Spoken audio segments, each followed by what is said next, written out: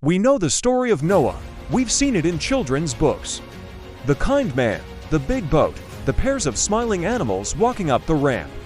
It's a story of faith, of rescue, of a rainbow, but this is a sanitized version.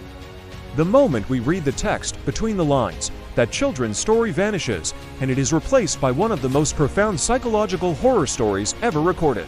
We focus on the fact that Noah was saved. We rarely discuss what it means that he was the only one who survived. The trauma didn't start with the rain, it started decades before.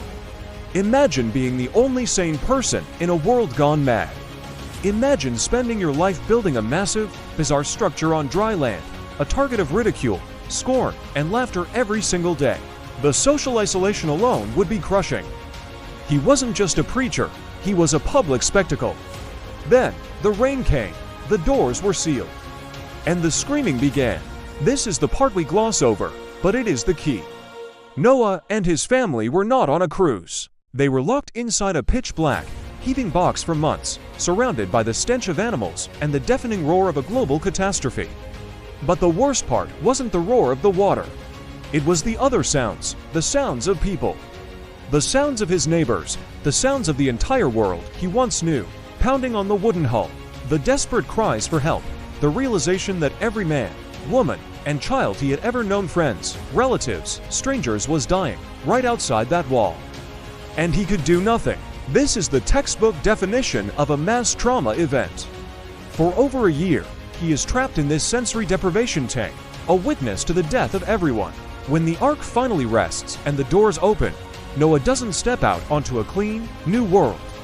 He steps out onto a graveyard, a silent, empty, decomposing planet. The silence must have been as terrifying as the screaming.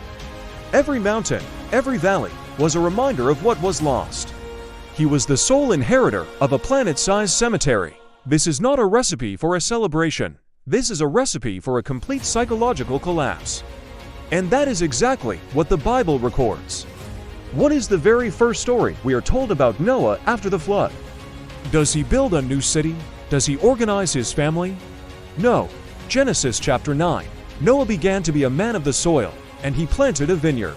He drank of the wine and became drunk and lay uncovered in his tent. This is not a hero's party.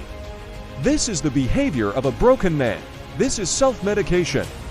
This is the act of a man desperate to numb his own mind, to silence the memories, to forget the sounds he heard through the wooden hull.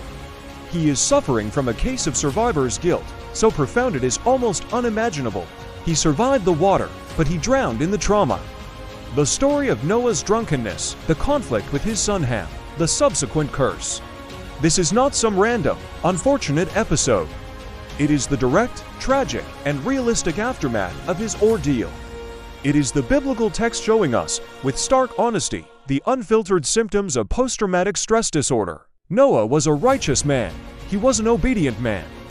But he was also a human being.